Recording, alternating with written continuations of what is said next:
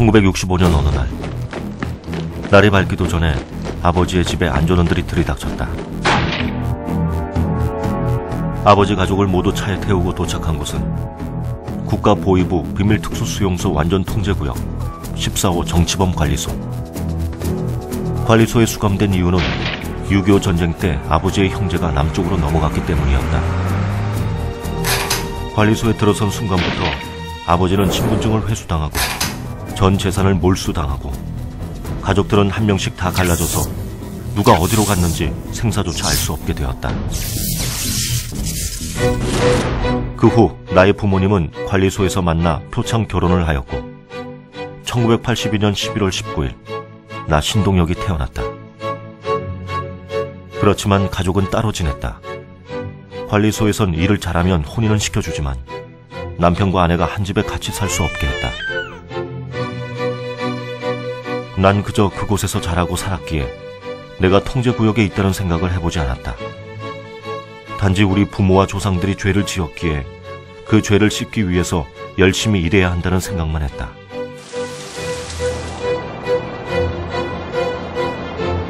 옥수수쌀 조금과 소금에 절인 배추. 배급은 받았지만 늘 배가 고팠다. 그래서 쥐를 잡아먹기도 했다. 수용소에는 의료시설도 잘 갖춰져 있지 않았다. 일을 하다 실수했다는 이유로 손가락이 잘렸는데 마취도 하지 않고 상처 부위를 기워주었다. 관리소에서는 철저히 사람들의 비판의식을 마비시켜서 저항의식이나 불만을 갖지 못하게 했다. 가끔 탈출을 시도하는 사람도 있었지만 그들은 공개 처형장에서 죽임을 당하였다. 어머니와 형도 탈출을 시도하다 잡혀서 교수형과 총살을 당했다. 나는 김일성과 김정일이 누구인지도 모르고 24년을 살았다.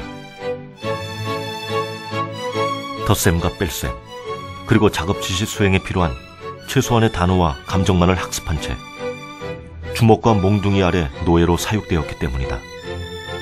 사랑한다, 행복하다, 즐겁다, 불행하다, 억울하다, 저항하다는 말은 들어본 적도 없고 그 의미를 한국에 와서야 알게 되었다.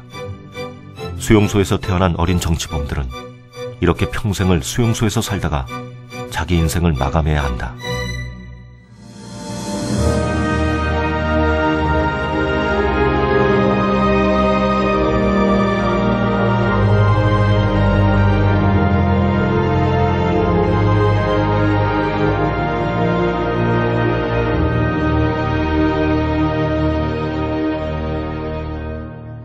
여러분은 방금 인권 유린 사회의 한 단면을 보셨습니다. 인권. 여러분도 많이 들어보셨죠? 인권은 우리 모두가 하늘로부터 받은 선물과도 같습니다. 인권은 인간이라면 누구나 누려야 할 권리이기에 여러분 모두는 평등하고 자유롭고 행복할 자격, 사랑받을 자격이 있습니다. 그러나 인간이라면 마땅히 누려야 할 최소한의 권리조차 보장되지 않는 사회가 있습니다. 바로 북한입니다.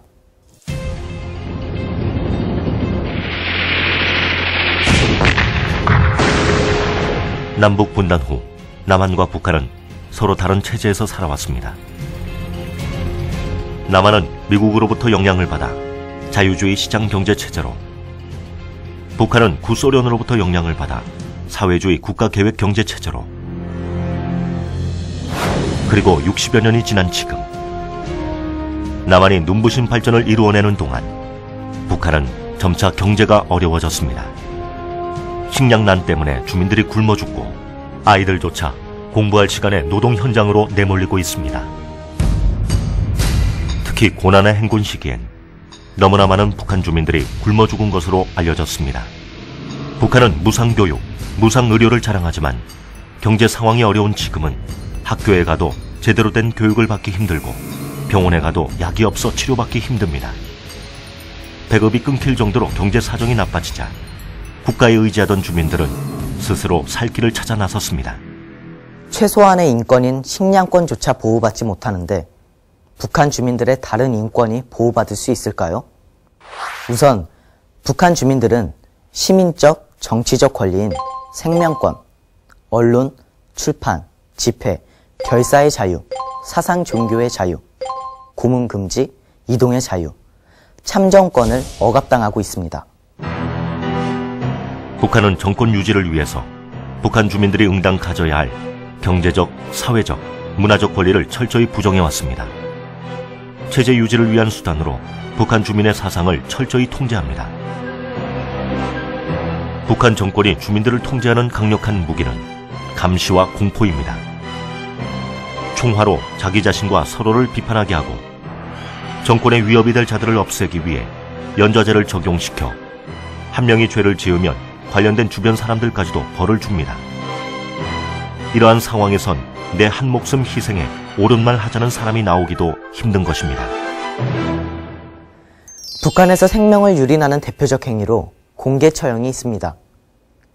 혁명사적을 팔았다는 죄, 마약 밀수 및 밀매자, 국가 소유의 소를 잡아먹었다는 죄 등 공개 처형의 대상과 범위가 광범위해 사유를 명확히 집어낼 수도 없습니다. 북한 주민들은 공개 처형을 지켜봐야 하고 때로는 소학교 아이들도 동원된다고 하는데요. 정권에 대항하는 자들이 나오지 않도록 공포심을 심어주기 위해서라고 합니다. 북한에서는 남한에 사는 우리들처럼 컴퓨터나 TV 앞에 앉아 세계의 다양한 소식을 접할 수 없습니다. TV나 라디오가 있더라도 외국 방송이 나오지 않게 채널을 봉인을 해야 하고 봉인을 뜯는 자는 정치범으로 간주합니다. 북한의 언론은 체제 유지를 위한 도구로 사용될 뿐이기에 주민들의 알 권리를 책임지지 않습니다. 또한 북한 방송에는 범죄자, 장애우가 나오지 않습니다. 방송에 나오는 공장들은 그 시간만큼은 쉴 새 없이 돌아가고 잘 가꾸어진 거리만이 비춰집니다. 주민들은 주어진 대본을 읽는 것처럼 하나같이 수령님과 장군님의 은혜 아래 행복하다고 말합니다.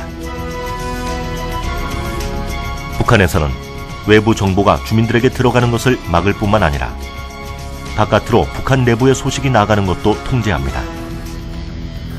외국 손님이 북한을 방문해도 자유롭게 관광할 수 없으며 정해진 길로 다니고 주민들과 마음대로 대화할 수 없습니다. 국경 없는 기자회는 2011년 세계 언론 자유의 날에 김정일을 언론 약탈자로 선정한 바 있습니다. 종교 활동의 자유는 없지만 종교에서의 신 같은 존재는 있습니다. 바로 수령입니다. 불이 나도 수령님과 장군님의 초상화는 제일 먼저 꺼내야 한다고 세뇌받은 북한 주민들.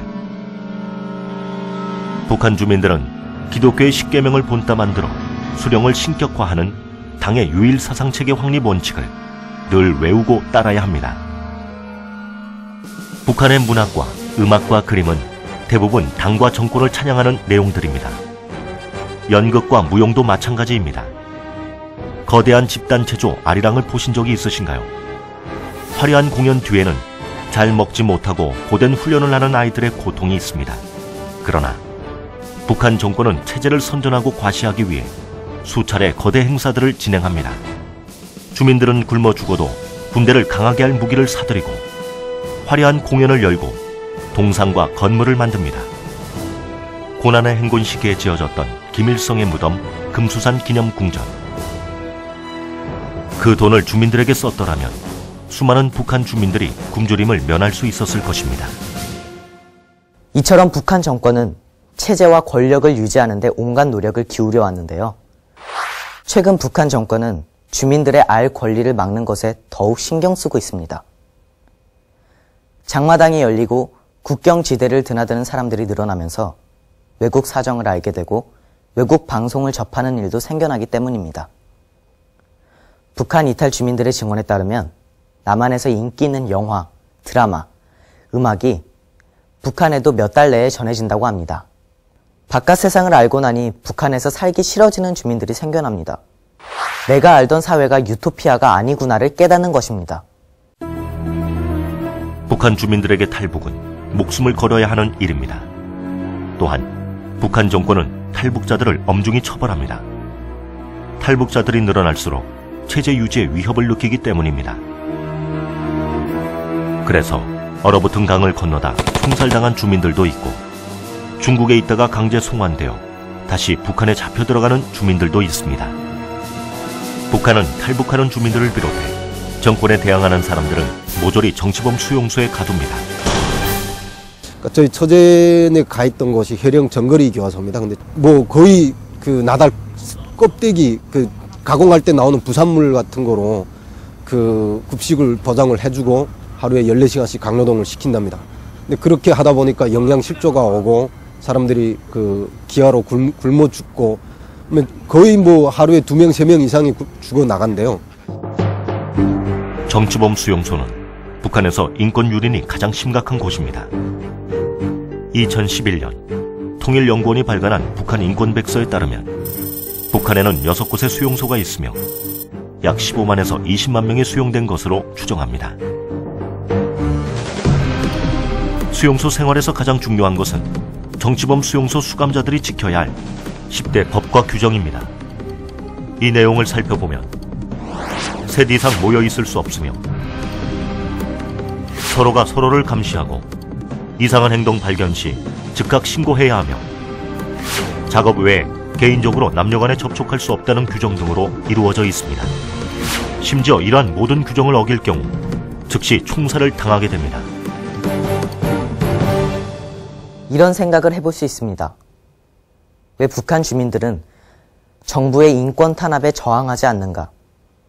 왜 북한에서는 남한의 민주화 혁명이나 중동의 제스민 혁명과 같은 시민 혁명이 일어나지 않는가? 북한 이탈 주민들과 북한을 연구하는 학자들의 의견을 모아보면 결론은 현재로선 거의 불가능하다입니다. 북한 체제가 이제 60년 이상을 지금 이제 유지하면서 이제 공포 정치를 하죠. 공포 정치를 하고 때에 따라서는 뭐 아시다시피 이제 뭐 박남기 같은 사람도 이제 처형하기도 하고 또 이제 그 가족 이제 뿐만 아니라 잘못을 저지른 사람뿐만 아니라 그 가족 또 내지는 사돈의 8촌까지도 이제 그 정치범 수용소라는 곳에다 이제 가둬놓기 때문에 가둬놓고 또 그곳이 어떤 곳이라는 것을 북한 주민들이 알고 있기 때문에 실은 그것이 무서워서 이제 그 혁명이 일어날 수 없는 그런 그 조건이라고 보고 현재 유엔은 총회와 인권위원회에서 지속적으로 북한 인권 결의안을 채택하고 있으며 남한 정부도 북한의 인권 상황 개선을 포함한 인도적 문제 해결을 100대 국정과제로 선정하고 개선 노력을 하고 있습니다. 민간 단체들 또한 북한 인권 상황을 알리고 식량 지원을 위해 힘쓰고 있습니다. 진실을 아는 것에는 때로 고통이 따릅니다. 하지만 그 고통이 두려워서 진실을 외면하고 만다면 어떨까요? 아마 다음 세대들에게 똑같은 처지를 물려주고 말 것입니다. 그리고 훗날 통일이 되었을 때 북한 주민들은 남한에 살던 우리에게 이렇게 물을지도 모릅니다. 우리가 고통받을 때 당신은 무엇을 했느냐고. 이젠 여러분의 관심과 노력이 필요할 때입니다. 커다란 유리병 속에 갇힌 사람들 있죠. 볼 수도 들을 수도 없는 곳에